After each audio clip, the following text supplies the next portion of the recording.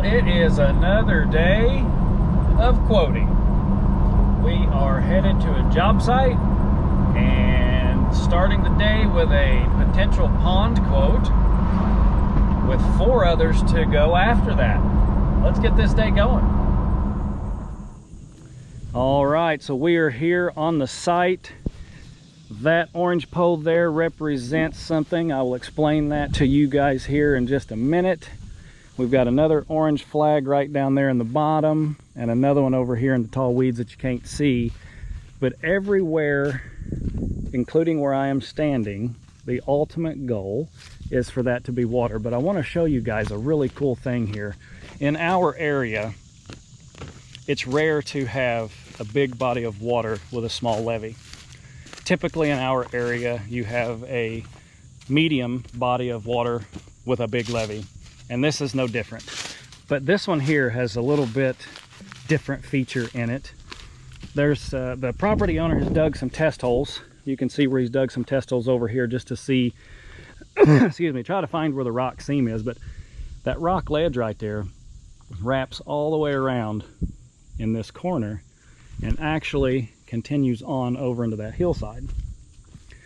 So the ultimate goal is to get the water within 2 feet of the top of that rock, which brings us to that bottom flag, which is just on the other side of that wood. That makes the levee 17 feet tall with 2 foot of freeboard. Should give us 2 feet of water from the top edge of that rock.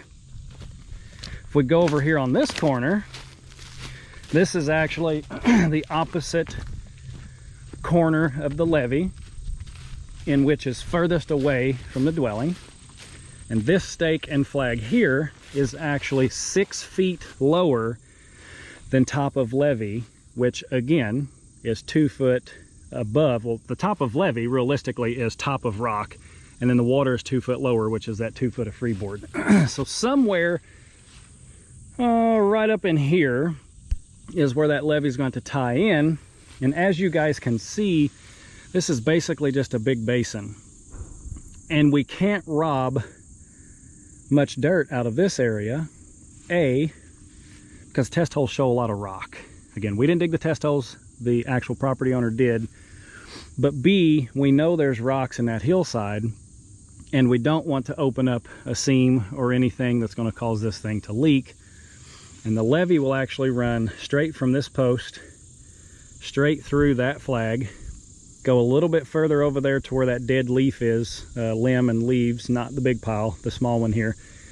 And then turn 90. It won't be quite a 90-degree turn, but it'll slowly wrap around and go all the way over there, basically to where that bucket is for that tractor. With all of that being said, this thing's going to require a lot of dirt, and we can't take any from where the pond's actually going to go because it's already a hole. So the homeowner says he's going to get a mini excavator for some other things. We've asked him to dig a test hole or 2 back in here, dig a test hole or 2 over in here, because if you look at that rock ledge, this hillside is actually higher. So we can cap this off a little bit, but we can't go any lower than the top of that rock, or our levee will then have to be reconstructed back over top of this. And we don't want to do the same work twice. So we can take a few foot off of here, but a few feet in this area will not get us anywhere near the amount of dirt we need there. So we're going to probably do a borrow pit back there. And again, everybody, this is an estimate. So we haven't been told that we have this business, but I'm just trying to get you guys a good explanation of what needs to be done. If you look over here behind the building, you can see that green area behind the tree line. That's a long, steep sloping hill, and this property owner would be perfectly fine with that hillside coming down and being just a nice flat area behind his building. So we've also asked him to dig 2 test holes on that hillside. Once he digs as deep as he can dig in the actual top of the hill, well, I've then asked him to come down here kind of closer to the back side of the building and kind of find out what kind of dirt is under / behind the building, deeper than what he can dig at the top. So if we find a couple of feet of not so good dirt for a levee, but then 8 feet down we find a 6 foot area that has good dirt for a levee, we can shove off the top bad 2 feet, get the good stuff, even if we get below his building on the back side, and then take that bad dirt for a levee and smooth it back out as field dirt for a flat spot. So we've got several options here. I'm going to estimate this job as though the dirt is on site. Bringing dirt in is obviously more expensive than moving dirt that's already on site. We have the equipment, the haul truck, the excavator, the dozer, everything needed to move the dirt on site. We don't have a semi dump trailer that can bring lots of yardage at one time. And to be really honest with everybody, the dirt isn't what's expensive, it's the haul cost. The fuel, the trucking cost, all of those things get very expensive when you start bringing dirt in.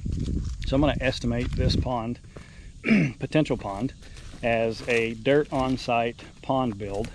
I did step it off. I got a little bit closer for you guys. Right there where that hummingbird feeder is, there's actually an orange stake just below it there that we walked past. I said I'd explain that here in a minute. That's where the actual levee is going to tie in next to the building, as he wants to ensure he's got a big enough flat spot that he can build a 16-foot lean-to off of this side to keep his things out of the weather. Once we get to that point and come down, turn 90, and go over to that orange flag, it is 150 yards of a levee that needs to be built. Again, 150 yards of levee to be built, dirt on site. Customer's going to dig a few test holes. All right, so now we're here on the top side. Here's that back area that's potential for a borrow pit. That's going to be the pond quote for the day. Hopefully you guys enjoyed the video. May or may not have a computer layout on this estimate. All right, everybody, we are at the second site. Talk about a view. This is one of those sites that's going to be hard to work at. However, this job quote is going to be consistent of removal of underbrush, leveling of a flat spot to where it's mowable, because there is a ledge here. But as we've said before, this Ohio River sure seems to gain us a lot of work because of our skill set and our expertise. So what we've got going on here is right there at that pink flag, just on the other side of that hydrant, is the property line. And the property line's about 200 foot down, and there's a drop off, a ledge, a cliff ledge, and they are wanting this cleared, both lots, excluding these trees here in the middle at the top edge, because they want to keep this for privacy at this point in time. That may change while we're here on the job site, but you guys can see there's a lot of undergrowth in this area, and we're going to walk to this other side so that we can see it from the top side, and I can explain to you guys what we're trying to do there. There's a lot of vegetation. Really hauling it off doesn't make a whole lot of sense. It's possible, but that'll add some cost. So for this one, we are going to quote it as a burn, remove and burn. As you can see all the way down through here, again, these trees stay for privacy for this property. Over here is the actual first corner, and we will clear from this corner straight down, and he actually knows the individual that lives here, and they want this area cleared as well. Let's get up on this porch and get you a better view. All right, so this gives you guys the ultimate view. Kind of breathtaking, honestly. It's just gorgeous, absolutely gorgeous. But you can see right here below this yard, just below that, it's a little bit of greenery, and you can see tops of trees down there. So that's the ledge. And you can actually see right where it's defined at, and it kind of kicks back over a little bit and then kicks back out again.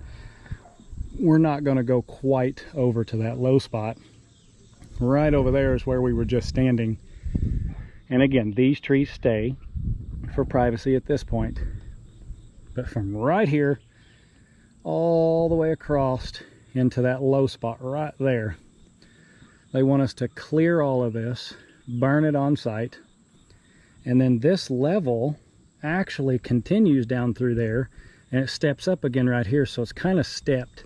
in this area. There used to be a home right here that someone removed. We're going to do something with that in that area, but it's a lot of small stuff. We'll remove it, we'll burn it, and then we'll bring the D4 and the skid steer in here and we'll contour that, because we don't want to kick it back and have any water coming back towards this step. We want to kind of keep a slope like you see here, maybe not quite as steep and just a slight bit less, all the way down through that edge on the bottom edge to ensure that that property runs water off, drops it off the ledge, but doesn't erode anything. I don't know how well you guys can see them, but right over there is a pile of rock that actually belongs to someone else. There's a lot of boulders there, but they would like for them to be removed. So this property owner may have us place kind of like a curbing down along that bottom edge. And you saw my finger going in and out, in and out. That edge is not perfectly straight. It kind of pulls in, jaunts back out.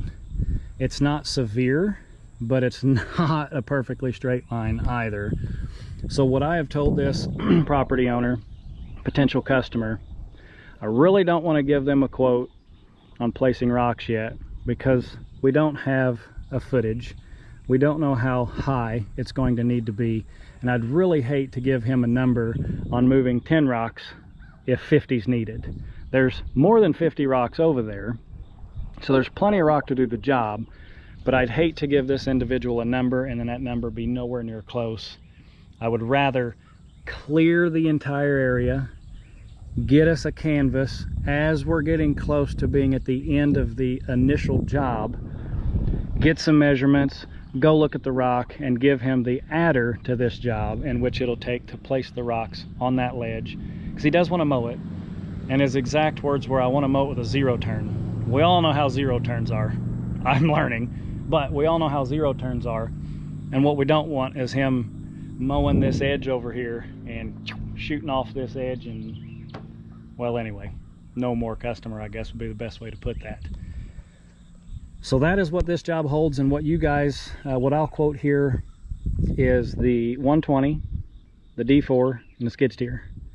They also would like for us to quote making this bottom end of this basement that has another porch.